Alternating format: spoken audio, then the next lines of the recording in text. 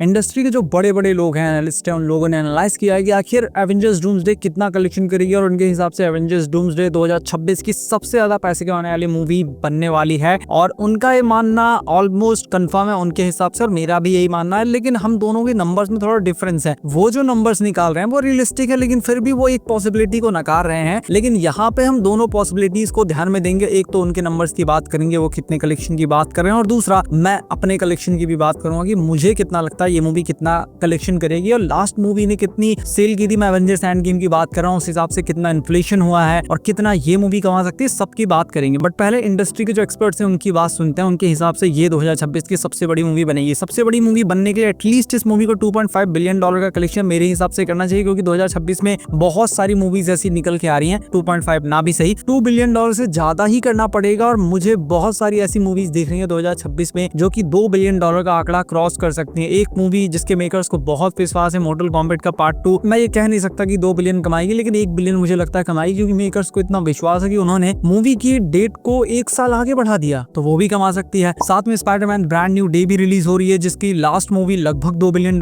कमाई थी, तो वो भी कमा सकती है। स्ट्रीट फाइटर मूवी रिलीज हो रही है, वो भी कमा सकती है। टॉय स्टोरी 5 और सुपर मारियो मूवी रिलीज हो रही है, इन दोनों की लास्ट मूवीज ने $1 बिलियन कमाया था, काफी अच्छा खासा पैसा कमाया था। तो मुझे लगता है एटलीस्ट 2.5 बिलियन एक अच्छा नंबर रहेगा ये मानने के लिए कि डूम्सडे बहुत सारा पैसा कमाएगी या 2026 की सबसे बड़ी मूवी बनेगी। तो उनके हिसाब से ये 1.8 बिलियन से 2 बिलियन के करीब कमा सकती है, जो कि एक रियलिस्टिक नंबर है। लेकिन अगर सबसे खराब सिनेरियो की बात करें, वर्स्ट केस सिनेरियो की, तो मुझे लगता है ये मूवी 1.2 से 1.4 बिलियन डॉलर कमाएगी, और उनको भी यही लगता है। लेकिन अगर वर्स्ट केस सिनेरियो की बात करें और क्यों ये बातें हो रही हैं, तो बड़ा स्वाभाविक सा कारण है। एवेंजर्स एंड गेम का वहां तक पहुंचना, 2.8 बिलियन के करीब या 7-9 बिलियन के करीब कमाना कोई संयोग नहीं था। उसके पीछे जितनी भी मूवीज थी 2008 से लेकर अभी तक जितनी मूवीज आई, सबका योगदान था। हर एक मूवी बेस्ट पे बेस्ट बन रही थी, हर एक मूवी लोगों को बहुत ज्यादा पसंद आई थी। इवन जो कैप्टन मार्वल मूवी थी वो इतनी अच्छी नहीं, लेकिन फिर भी 1 बिलियन से ज्यादा उसने कमा लिए थे। 1.34 बिलियन डॉलर उसने कमाए थे। वो भी इसीलिए कमाई थी क्योंकि बाकी मूवीज की हाइप काफी अच्छी थी। लेकिन उसके बाद पता नहीं इन लोगों ने कौन सी अफीम फूंक ली कि ये लोग एक से बढ़कर एक बेकार मूवी बनाने लगे। इतनी बेकार मूवीज बन रही है। वो मूवी आई थी फैंटास्टिक फोर, जिसको बहुत हाइप किया गया, ये किया गया, वो किया गया, वो भी बहुत कम कलेक्शन कमाई। वो जितना प्रोजेक्ट किया जा रहा था उसके आसपास भी नहीं पहुंची। अगर वोल्वरिन मूवी को हटा दिया जाए, डेडपूल वोल्वरिन को, तो एक डॉक्टर स्ट्रेंज मूवी 1 बिलियन के करीब पहुंची थी। और मुझे जहां तक याद है कोई और मूवी इतना कलेक्शन नहीं कर पाई है एवेंजर्स एंड गेम के बाद। स्पाइडरमैन की बात यहाँ पे मैं करूंगा नहीं, क्योंकि वो सोनी के अंडर आता है, उसको थोड़ा अलग रखते हैं। लेकिन ओवरऑल देखा जाए, स्पाइडरमैन को हटा दो, वोल्वरिन को हटा दो, तो एक डॉक्टर स्ट्रेंज ही है जो 1 बिलियन के करीब पहुंची है। तो ये काफी खराब बात है कि ये लोग क्या फूंक के मूवीज बना रहे हैं। तो इसी वजह से खराब सिनेरियो को, सबसे बेकार सिनेरियो को भी मन में लेकर के चलना चाहिए, जो कि जो हुआ है और जो हो रहा है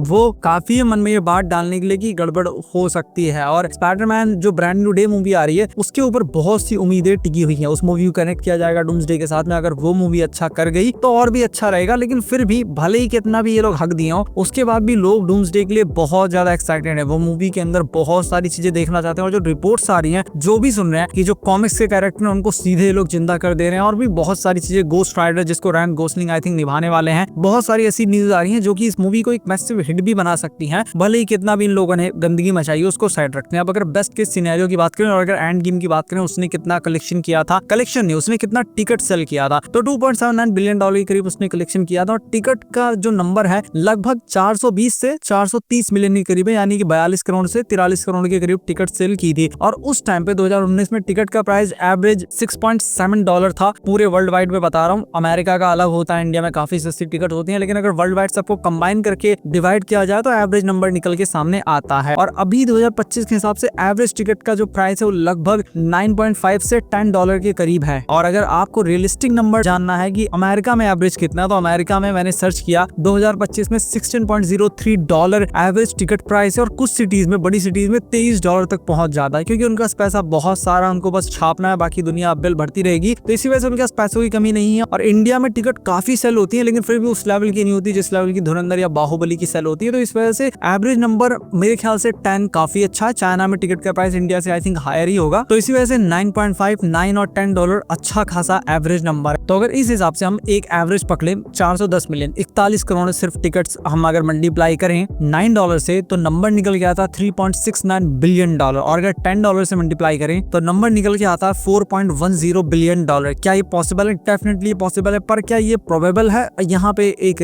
चीज आ जाती है कि ये थोड़ा सा रेयर लगता है, इसलिए क्योंकि मार्वल ने बीच में बहुत सारा हक दिया है, जिसकी वजह से ये होने की संभावना थोड़ी सी गिर जाती है। मुझे पॉसिबिलिटी अभी भी लगती है कि ऐसा हो सकता है, क्योंकि मार्वल को लोग बहुत ज्यादा पसंद करते हैं। भले ही वो जो आग है अंदर थोड़ी बैठ गई हो, वो उतनी आग धधक ना रही हो, लेकिन फिर भी डूम्सडे के लिए प्यार सबका बहुत ज्यादा है। कोई भी लीक ट्रेलर कुछ भी हो, मिलियंस ऑफ व्यूज उसके ऊपर आते हैं। इवन खाली शेयर वाले वीडियो के ऊपर मिलियंस में व्यूज आए थे। तो ये पॉसिबल है कि ऐसा हो सकता है, लेकिन होगा नहीं होगा उसके बारे में कुछ कह नहीं सकते। लेकिन हाँ, एक चीज की गारंटी मैं दे सकता हूँ कि अगर मूवी अच्छी बनी, ये बात याद रखना है कि अगर मूवी अच्छी बनी तो मूवी 110% एवेंजर्स एंड गेम का रिकॉर्ड तोड़ देगी, इसमें कोई डाउट ही नहीं है। बिकॉज इन्फ्लेशन बढ़ गया है, टिकट के प्राइस बढ़ गए हैं, और टिकट अगर उतने भी नहीं सेल होंगे ना जितने पिछली बार सेल हुए थे, उससे थोड़े कम भी रहेंगे, तब भी नंबर ये बढ़ जाएगा। $2.8 बिलियन मेरे हिसाब से पहुंच जाएगा अगर मूवी अच्छी हुई तो। और अगर बेस्ट केस सिनेरियो जितने लोग पिछली बार देखने गए तो उतने इस बार भी देखने जाएंगे, क्योंकि भले ही मार्वल ने मुझे कितना भी डिसअपॉइंट किया हो, उनकी कोई मूवी आएगी, इतनी बड़ी मूवी जिसका बजट 1 बिलियन के करीब पहुंच रहा है, तो मैं डेफिनेटली उसको देखना चाहूंगा। तो इसी वजह से बेस्ट केस सिनेरियो में ये $4.10 बिलियन भी कमा सकती है, $3.69 बिलियन भी कमा सकती है। आपको क्या लगता है कितना कमाएगी, जरूर बताइएगा। और अगर अच्छी नहीं बनेगी तो वही 1.2-1.4 बिलियन के करीब आकर के अटक जाएगी। बाकी आपको क्या लगता है, मूवी अच्छी बनेगी नहीं बनेगी, जरूर बताइएगा। और कितना कलेक्शन करेगी आपको क्या लगता है, जरूर बताइएगा। मैं मिलता हूँ आपसे अपनी नेक्स्ट वीडियो में।